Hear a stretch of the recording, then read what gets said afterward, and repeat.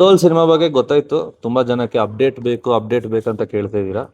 So finally C, ಒಂದು intention ಏನಂದ್ರೆ, ಒಂದು ತುಂಬಾ ದೊಡ್ಡ ವಾಲ್ ಕಟ್ಟಬೇಕು. ಅದ್ರಲ್ಲಿ ಒಂದೊಂದು ಬ್ರಿಕ್ಕನ್ನು ನಾನೇ ನೋಡಿಕೊಂಡು ನೀಟಾಗಿ ಆ ಗೋಡೆನ ತುಂಬಾ ಸ್ಟ್ರಾಂಗ್ ಆಗಿ ಪ್ರಿಪೇರ್ ಮಾಡಬೇಕು ಅನ್ನೋ ಒಂದು ಪ್ರಯತ್ನ ನನ್ನ ಕೆರಿಯರ್ಗೆ.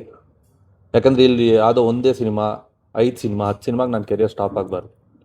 ಲೈಫ್ ಲಾಂಗ್ ಸಾಯೋವರೆಗೂ ಆ ಮೇಕಪ್ ಸಿನಿಮಾ ಅದೇ ನನ್ನ ತಂದೆ ನನಗೆ ಕೊಟ್ಟಿರೋಂಥ ಒಂದು ದೊಡ್ಡ ಆಸ್ತಿ ನನಗೆ.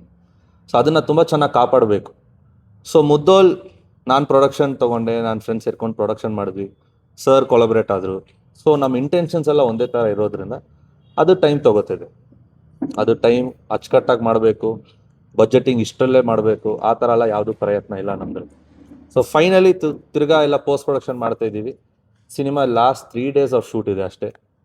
August 16th ಸಿನಿಮಾದು ಯು ಅನೌನ್ಸ್ಡ್ ಓಕೆ, ಅನೌನ್ಸ್ ಮಾಡಿಬಿಟ್ರು. August 16th ಸಿನಿಮಾದು ಫಸ್ಟ್ ಸಾಂಗ್ ರಿಲೀಸ್ ಮಾಡ್ತೀವಿ. ಅಷ್ಟರಲ್ಲಿ ಒಂದು ಕ್ಯಾಸ್ಟಿಂಗ್ ವಿಡಿಯೋ ಅನೌನ್ಸ್ ಮಾಡ್ತೀವಿ. ಸಿನಿಮಾದಲ್ಲಿ ಯಾರ್ಯಾರು ಕ್ಯಾಸ್ಟ್ ಇದ್ದಾರೆ ಅವ್ರ ಬಗ್ಗೆನೂ ಅನೌನ್ಸ್ ಮಾಡ್ತೀನಿ. ಪ್ರಯತ್ನ ಅಕ್ಟೋಬರ್ ನವಂಬರ್ ಅಷ್ಟರಲ್ಲಿ ರಿಲೀಸ್ ಮಾಡೋದು ನಮ್ಮ ಪ್ರಯತ್ನ. ಬಿಲ್ಕುಲ್ ಸ್ಟ್ರಾಂಗಾಗಿ ಕೂತಿದ್ದೀವಿ ನಾವು.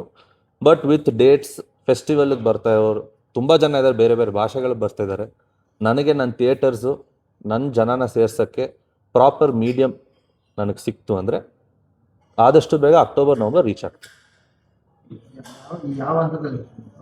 ಪೋಸ್ಟ್ ಪ್ರೊಡಕ್ಷನ್ ವರ್ಕಲ್ಲಿದೆ. ಲಾಸ್ಟ್ 3 days ಆಫ್ ಶೂಟಲ್ಲಿದ್ದೀವಿ. ಸೊ ಒಂದು ಮ್ಯಾಕ್ಸಿಮಮ್ ಒಂದು ಸಾಂಗ್ ಇದೆ ಅಷ್ಟು, 2 days ಒಂದು ಸಾಂಗ್, ಒಂದು ಸ್ಮಾಲ್ ಪ್ಯಾಚ್ ವರ್ಕ್ ಇದೆ ಅಷ್ಟೇ. ಬಿಟ್ಟರೆ ನಾನೇ hero. Journey it's Mudhol is a character driven film.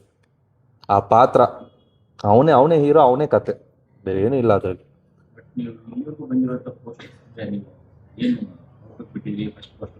ಅವೆಲ್ಲವೂ ಬೇರೆದೇ ಒಂದು ಸೂಕ್ಷ್ಮತೆ ಹೇಳ್ತಾ ಇದೆ. ಕಂಟೆಂಟ್ ತುಂಬಾ ಸ್ಟ್ರಾಂಗ್ ಇದೆ ಅಂತ. ಹೌದು. ಏನೋ ಕಡೆ ವಿಕ್ಕಿ ಆ ಜವಾಬ್ದಾರಿನ ಎಷ್ಟು ಸೂಕ್ಷ್ಮವಾಗಿ ಗಮನಿಸ್ತಾ ಇದ್ದೀರಿ, ಅದು ಎಷ್ಟು ಸೂಕ್ಷ್ಮವಾಗಿ ಬರ್ತಾ ಇದೆ ಸಿನಿಮಾದಲ್ಲಿ? Sir, very simple. I am still a hero sir. I am not a star kid. ಅದು ಸುಮ್ಮನೆ ನಮ್ಮ ತಲೆ ಕೂರಿಸ್ತಾರೆ ಬಿಟ್ರೆ, ಎಲ್ಲೋ ಒಂದು ತಮ್ಮನೇಲಿ ನೋಡ್ಬಿಟ್ಟು ನಾನು ಸ್ಟಾರ್ ಅಂತ ಮೆರೆಯೋದು, ಕಾಲರ್ ಎತ್ಕೊಂಡು ಓಡೋದು, ನಾನು ಆ ಥರ ಮಾಡಲ್ಲ. I believe a story will make a hero. So ಆ ಥರ ಸ್ಟೋರಿನೇ ನಾನು ಚೂಸ್ ಮಾಡಿರೋದು. ಆ ಪಾತ್ರ ಸ್ಟಾರ್ಟಿಂದ ಎಂಡ್ ಆದಮೇಲೆ ಇವನೊಬ್ಬ ಹೀರೋ ಗುರು. ಯಾರು ಆ ಪಾತ್ರ? ನಾನಲ್ಲ. ಆ ಪಾತ್ರ ಮಾಡಿರೋರು ಅವ್ನು ಹೀರೋ ಆಗಬೇಕು.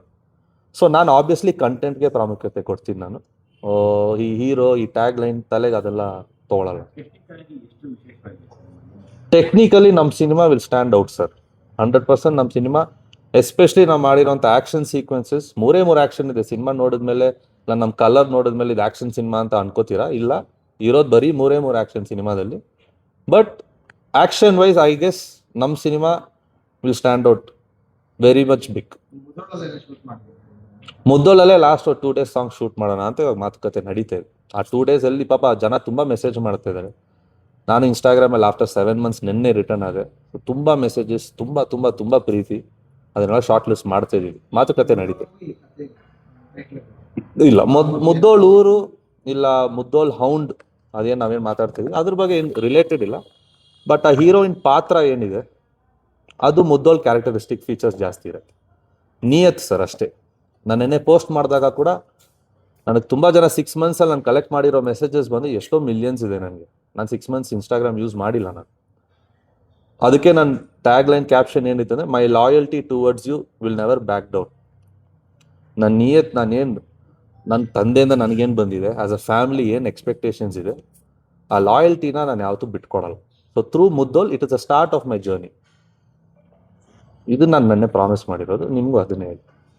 ವಿಕ್ರಮ್ ಅವ್ರಿಗೆ ಈ ಸಿನಿಮಾ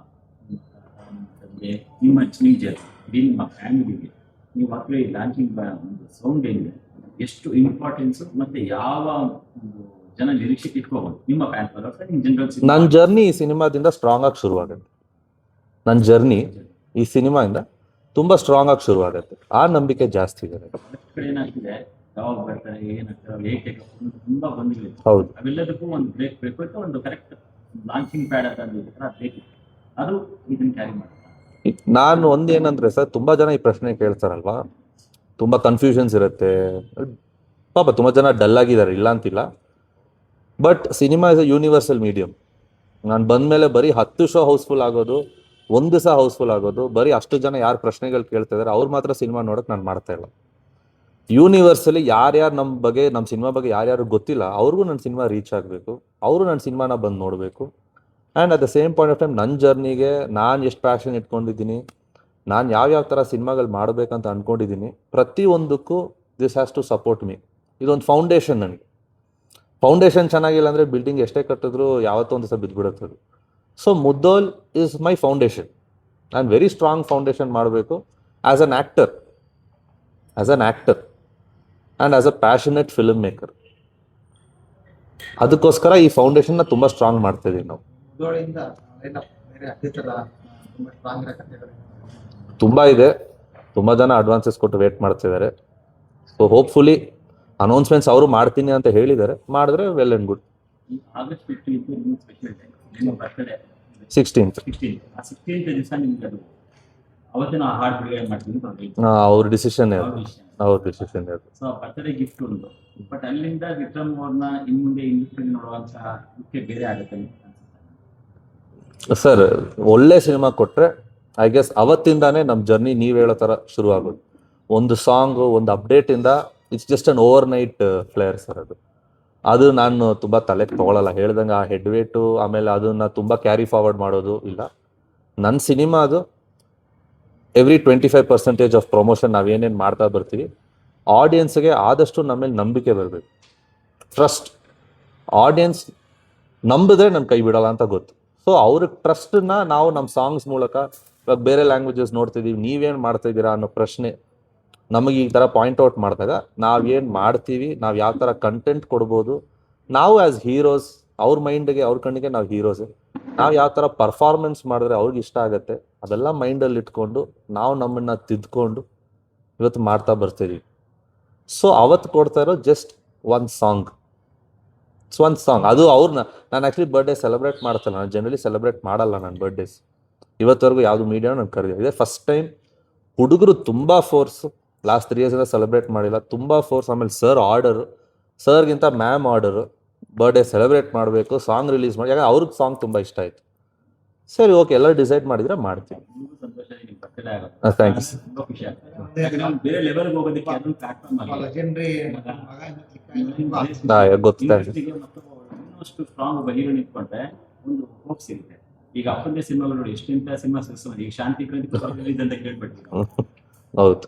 ಅದ್ರ ಬಗ್ಗೆ ಏನಾದ್ರು ಶಾಂತಿ ಕ್ರಾಂತಿ ಬಗ್ಗೆ ತುಂಬ ಟ್ಯಾಗ್ಸ್ ಮಾಡಿದ್ದಾರೆ ಡ್ಯಾಡಿನ. ಇವತ್ತು ಆ್ಯಕ್ಚುಲಿ ಗುಡ್ ನ್ಯೂಸ್ ಏನಂದರೆ, ಇವತ್ತು ನಾನು ಡ್ಯಾಡಿ ಅದ್ರ ಬಗ್ಗೆ ಚರ್ಚೆ ಮಾಡಿದ್ದೀವಿ.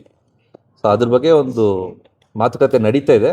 ಡ್ಯಾಡಿ ಒಂದು ಏನೋ ಹೇಳಿದ್ದಾರೆ ನನಗೆ, ಅದು ನನಗಿಂತ ನಮ್ಮ ಅಣ್ಣ ಮನೋ ಅವ್ರು ತುಂಬ ಆಸೆ ಪಟ್ಟರು ಈ ಸಿನಿಮಾ ಮಾಡಬೇಕಂತ, ರಿಲೀಸ್ ಮಾಡಬೇಕಂತ. ಆ್ಯಂಡ್ ಒಂದು ಸರ್, ಈಶ್ವರಿ ಸಂಸ್ಥೆ, we have lived to entertain people. ನಮಗೆ ನಮ್ಮ ಆಸ್ತಿ ಅಂತ ನಾವು ಹೇಳೋದು ನಮ್ಮ ಸಿನಿಮಾ, ಆಮೇಲೆ ಜನರ ಪ್ರೀತಿ.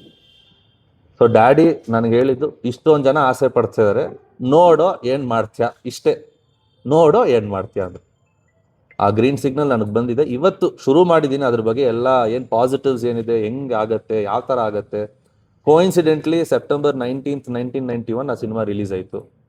ಅದ್ರ ಬಗ್ಗೆ ತುಂಬ ವಿಷಯ ಆಡಿಯನ್ಸ್ ಮಾತಾಡ್ತಾ ಇದ್ದಾರೆ. 10 ಕೋಟಿ ಸಿನಿಮಾ ಇಷ್ಟು ದಿವಸ, ಅದು 10 ಕೋಟಿ ಅಲ್ಲ, 10 ಕೋಟಿಗಿಂತ ಜಾಸ್ತಿ ಅನ್ನೋದು ಪಾಪ ಅವ್ರಿಗೆ ಗೊತ್ತಿಲ್ಲ. ಅದೇ ಥರ ನಂಬರ್ ಆಫ್ ಡೇಸ್, ಅದರಲ್ಲಿರೋ ಸ್ಟೋರೀಸು, ಡಾಕ್ಯುಮೆಂಟ್ರೀಸು, ಇವತ್ತಿನ ಬಜೆಟ್ ನೋಡ್ಬಿಟ್ಟಿದ್ದೀನಿ. ಅದು ಆಮೇಲೆ ಕ್ಲೈಮ್ಯಾಕ್ಸ್ ಶೂಟ್ ಮಾಡಿದ್ದು 24 ಕ್ಯಾಮ್ರಾಸಲ್ಲಿ ಶೂಟ್ ಮಾಡಿದ್ರು ಆ ಟೈಮಲ್ಲಿ. ಕಂಠೀರವದಲ್ಲಿ 5 spots, 5 places ಆಫ್ ಶೂಟಿಂಗ್ ನಡೀತಾ ಇತ್ತು with Nagarjuna sir, Rajinikanth sir. ಇದು ನಾನು ಆ್ಯಸ್ ಅವ್ರ ಮಗನಾಗಿ ಮಾತಾಡ್ತಾ ಇಲ್ಲ, ನಾ I am proud of his son 100%. But as a fan 1% ಜಾಸ್ತಿ ನಾನು ಯಾವತ್ತೂ ಅವ್ರ ಮಗನಿಗಿಂತ ಆ್ಯಸ್ ಅ ಫ್ಯಾನೇ ಜಾಸ್ತಿ. ನಾನು ಅವನ್ನ ಇವತ್ತಿಗೂ ನೋಡಿದಾಗೆಲ್ಲ ಅಡ್ಮೈರ್ ಮಾಡ್ಕೊಂಡು ನೋಡ್ತಾ ಇರ್ತೀನಿ. ಆ ಥರ ಯೋಚನೆ ಮಾಡಿ ಆ ಥರ ಮಾಡಿರೋರು. ನಾವೇನು ಅದನ್ನು ಪ್ರಮೋಟ್ ಮಾಡಲ್ಲ. ನಿಮ್ಗೆ ಗೊತ್ತು ಅನ್ಸತ್ತೆ, ನಮ್ಮ ಫ್ಯಾಮ್ಲಿಗೆ PR ಅನ್ನೋರು ಯಾರೂ ಇಲ್ಲ, ನಾವು PR ಮಾಡ್ಕೊಳ್ಳಲ್ಲ. ಇದು ಆಡಿಯನ್ಸ್ ಆಗೇ ಬಂದು ಇದನ್ನ ಮಾಡಿಕೊಡಿ ಅಂತ ಅವ್ರನ್ನ ಟ್ಯಾಗ್ ಮಾಡಿದ್ರು ಡೈರೆಕ್ಟಾಗಿ. ಸೊ ಇವತ್ತು ಒಂದು ಚರ್ಚೆ ಆದಾಗ, ನೋಡು ಅದೇನಾಗತ್ತೆ, ಮಾಡ್ಬೋದಾ ನೋಡು ಅಂತ ಹೇಳಿದ್ದಾರೆ.